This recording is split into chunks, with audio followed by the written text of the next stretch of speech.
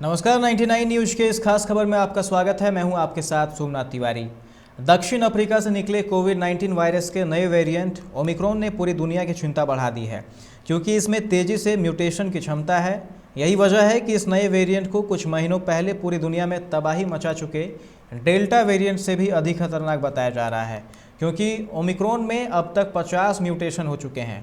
ऐसे में ओमिक्रॉन के बहुत तेज़ी से म्यूटेशन की क्षमता की वजह से इस बात को लेकर भी आशंका जताई जाने लगी है कि क्या मौजूदा कोरोना वैक्सीन इस नए वेरिएंट पर असरदार होगी। ब्रिटिश कंपनी मॉडर्ना के यह कहने से कि मौजूदा वैक्सीन के ओमिक्रॉन के खिलाफ कम प्रभावी रहने की आशंका है, इस बात ने लोगों की चिंता और अधिक बढ़ा दी है। ऐसे में आइए जानते हैं ओमिक्रॉन पर क्यों बेअसर हो सकती है मौजूदा वैक्सीन, इसके लिए क्यों पड़ सकती है अलग वैक्सीन की ज़रूरत। ओमिक्रॉन को अब तक का सबसे तेज म्यूटेशन वाला वायरस कहा जा रहा है। WHO ने इसे वेरिएंट ऑफ कंसर्न की कैटेगरी में रखा है। इसके स्पाइक प्रोटीन में ही 30 म्यूटेशन हो चुके हैं। दरअसल स्पाइक प्रोटीन के जरिए ही वायरस इंसान की कोशिकाओं में घुसने के रास्ते को खोलता है। वैक्सीन स्पाइक प्रोटीन के खिलाफ ही एंटीबॉडी तैयार करके शरीर को इसके खिलाफ लड़ने के लिए तैयार करती है। ओमिक्रॉन के स्पाइक प्रोटीन में ज़्यादा म्यूटेशन की वजह से इस बात पर चिंता व्यक्त की जा रही है कि मौजूदा वैक्सीन इसके खिलाफ कितनी कारगर होगी, क्योंकि मौजूदा वैक्सीन को चीन के वुहान में सामने आने वाले ओरिजिनल कोरोना वायरस स्ट्रेन के हिसाब से तैयार किया गया है, जबकि ओमिक्रॉन का स्ट्रेन इससे एकदम अलग है। यही वजह है कि मौजूदा वैक्सीन के इस नए वेरिएंट पर बहुत कम या एकदम असर नहीं होने की आशंका जताई जा रही है। कोरोना के नए वेरिएंट ओमिक्रॉन के खिलाफ वैक्सीन के बेअसर होने की चर्चा के बीच ब्रिटिश कंपनी मॉडर्ना ने कहा है कि ओमिक्रॉन के खिलाफ मौजूदा वैक्सीन के कम प्रभावी रहने की आशंका है। मॉडर्ना के CEO स्टीफन बेंसेल ने कहा कि मौजूदा वैक्सीन ओमिक्रॉन के खिलाफ कोरोना के पहले के स्ट्रेन के मुकाबले कम प्रभावी हो सकता है। बेंसल ने यह भी चेतावनी दी है कि नई वेरिएंट के खिलाफ बड़े पैमाने पर वैक्सीन की डोज के निर्माण में फार्मास्यूटिकल कंपनियों को महीनों लग सकते हैं।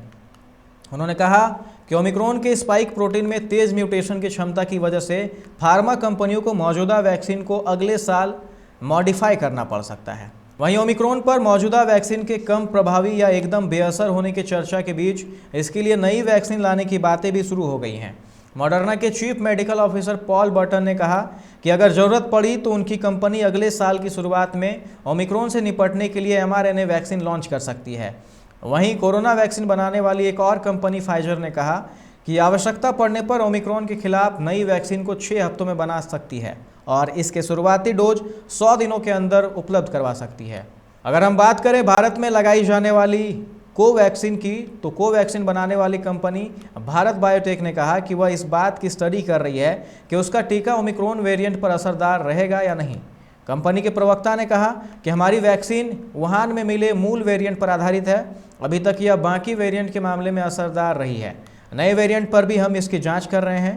वहीं ICMR के एपिडेमोलॉजी और कम्युनिकेबल डिजीजेज विभाग के मुख्य डॉक्टर समीरन पांडा का कहना है कि mRNA वैक्सीन इस नए वेरिएंट के प्रति असरदार नहीं है, क्योंकि यह वैक्सीन प्रोटीन बढ़ाने और रिसेप्टर इंटरैक्शन पर आधारित होती है। लेकिन सारी वैक्सीन एक जैसी नहीं होती है।